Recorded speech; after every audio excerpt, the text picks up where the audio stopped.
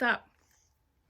Hi BookTube, it's Kim at K Backers Books, and a couple of weeks ago I posted my very first video and then subsequently got sick, out flat, and that was about 2 weeks ago. So I thought it's time to film another video. I'd love to get another one posted for you guys. And what I said in my last one was that I was going to do something where you could continue to get to know me better. So I'd like to do the 10 weird bookish facts about me. However, there's more than 10, so I have some bonus questions. No, they're not questions. Bonus facts about me. So let's get going. I don't want the video to be too long. And I'm looking at notes, so if I'm looking down, that's why. Number 1. Like many of you, I absolutely hate movie covers or TV tie-ins. And I will gravitate far away from them. I hate them.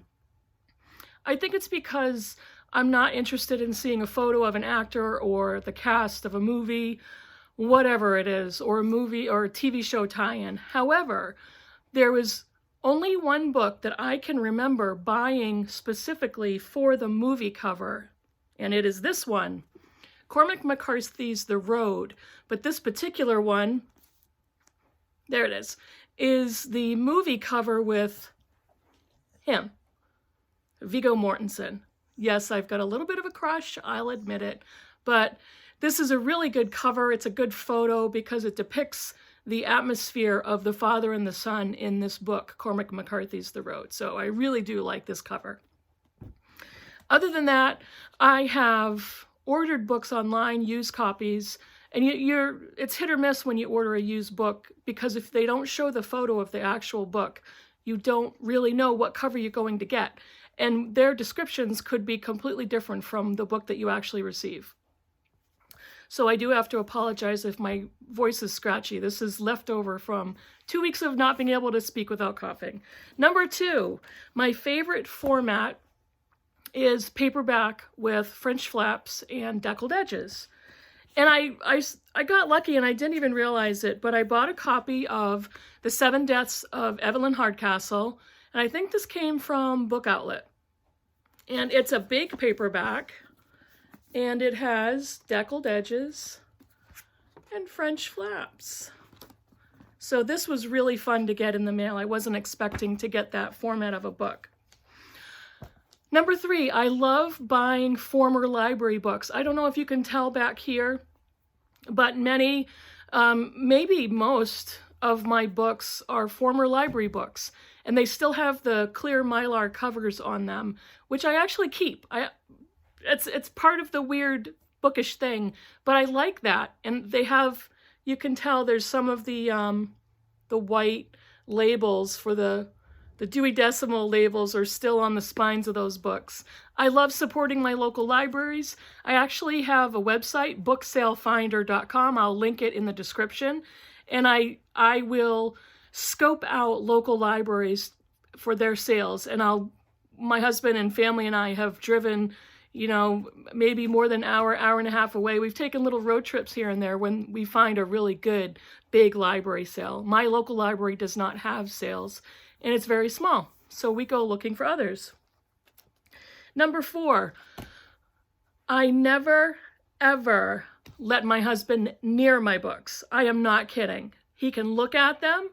He can enjoy the aesthetics when it's not creepy lighting. It's 4:30-ish, 4:45 in New Hampshire. The lighting is crazy. He's not allowed to touch my books. He's not allowed near them. He can't pull them off the shelf. He can't borrow them. I have bought him his own copies of books that he wanted to read. And I actually found some library books for $1 of duplicates that I have that I bought for him because he destroys books. Destroys as in getting them wet, getting them stained, getting them covered in muck, losing them, ripping them. He's not allowed. Number 5, I don't organize my books. I do. Wait, I'm backtracking. I don't organize my books on my shelves in any particular way, except I do try very hard to have all of the books of the same author together. I can't always do that because the shelves are different heights, and a lot of my top shelves up here are shorter, so only paperbacks fit there. I have other shelves throughout my house where I try to keep all the same authors together, but I don't always succeed. So the books are spread out everywhere. I've got a few different rooms where I have books. I do not alphabetize because I'm lazy. I don't want to have to keep rearranging and taking books off the shelves and putting them back on. I am really lazy, so that I don't have anything organized. It looks pretty, and it looks like they're all nice and neat, and they are very nice and neat, but there's no alphabetical organization at all. I started off having nonfiction together and fiction. The majority of my books are fiction, but at this point, I'm just putting them where there's room. So don't shoot me.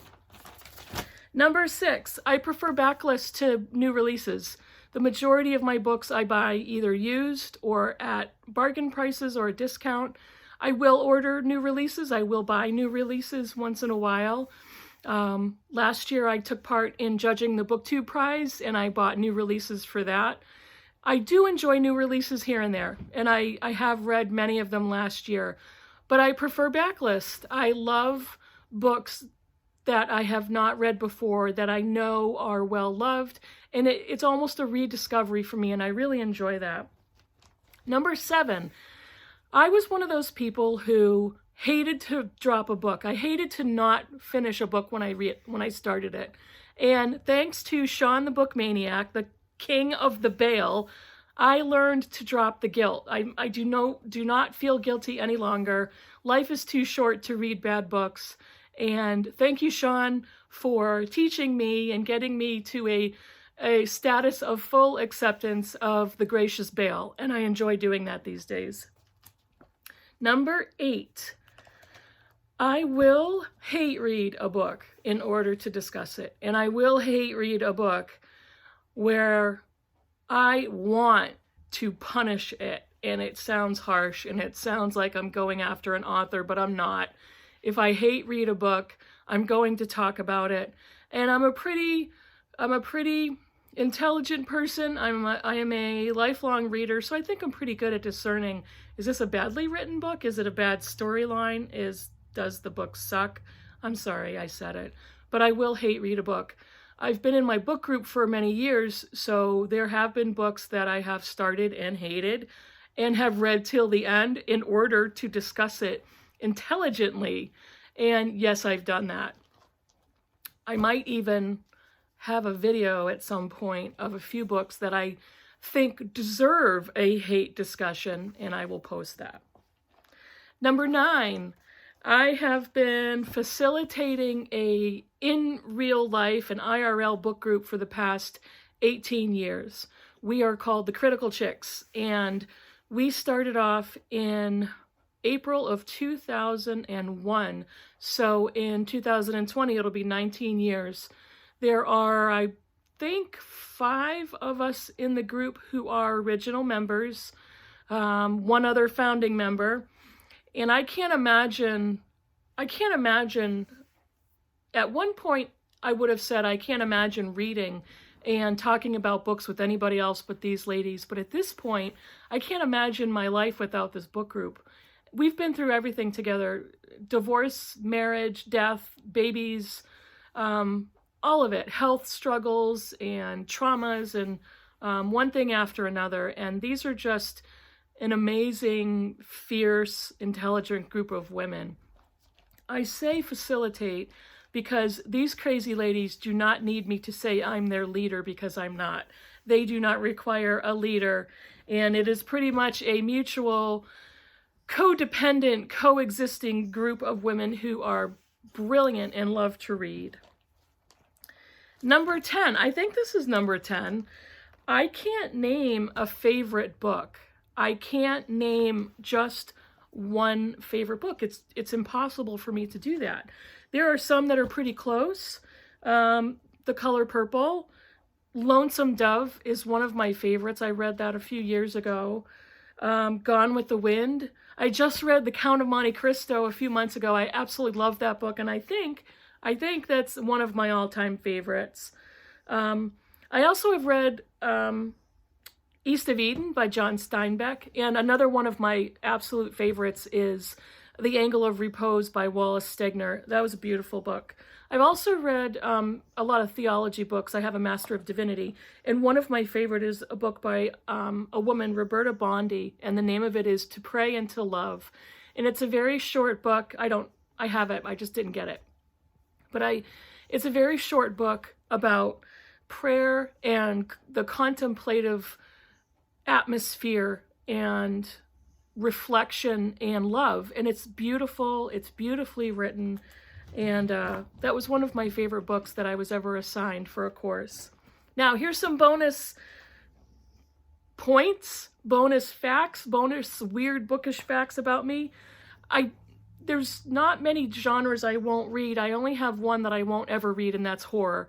Once in a while I'll read a romance. I've read a few good ones last year, and they're fun.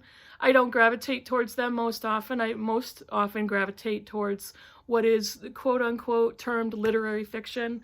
But most other genres I will read. Nonfiction, thrillers, crime thrillers, mysteries, historical fiction, but I won't read horror. I think I'm still traumatized from reading the Amityville Horror in middle school way back when.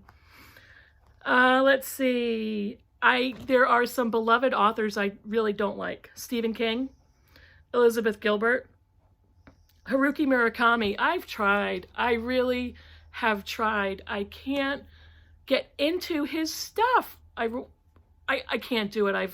We read the Wind-Up Bird Chronicle in book group, and I don't think any of us really liked it. I've tried Kafka on the Shore. I couldn't do it. And I see the appeal. It's just not for me.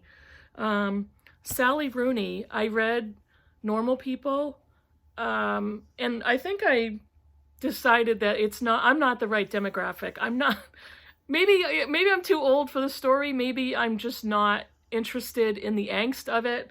Again, I see her appeal, and I see where her talent and her skill are there, but it just wasn't for me.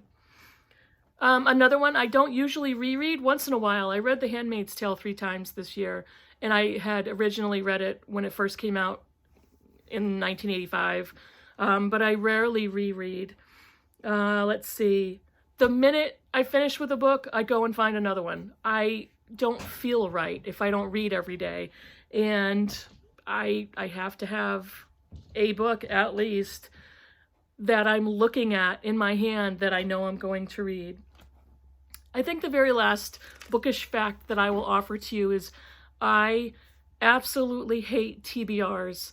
I don't mind watching yours, but I hate them for myself, and I think I mentioned this in my intro video. I think I have an authority issue. I think I have a problem with authority. I hate TBRs because when I make them, I want to bust them wide open, and it feels like an assignment, and I spent so long in seminary. I spent 8 years in grad school. I'm done with assignments. I don't read for assignments. I don't want to have a deadline to read. I give myself goals, and I give myself deadlines, and I will read my book for book group. We usually meet once a month, once every 5 weeks, and there are times when I'm reading a book I'm not enjoying, and I do know I want to discuss it, so I do read it, and I do get slightly resentful.